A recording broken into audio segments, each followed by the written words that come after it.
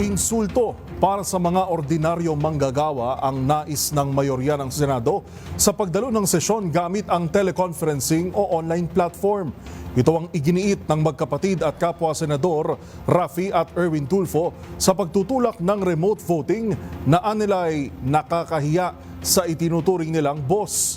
Magbabalita si Raymond Dadpaas.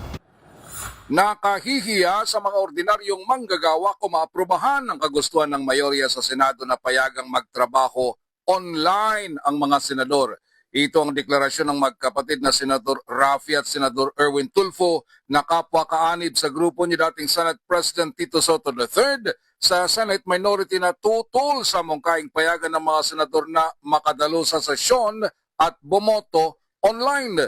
Ayon kay Senador Raffy, insulto ito sa mga ordinaryong manggagawa na araw-araw ay nakikipagbalyahan at nakipagsiksikan sa mga public transport.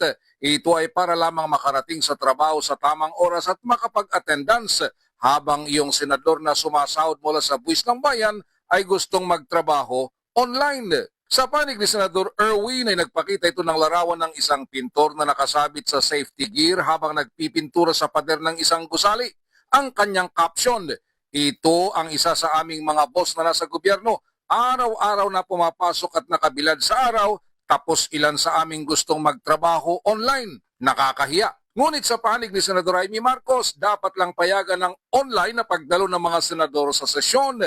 Kahit pa may makulong sa kanilang mga kakampi sa bagong majority ay hindi pa sila guilty. Diin ni Senador Amy, mababaliwala din ang boses ng mga milyon-milyong na bumoto sa kanila noong halalan.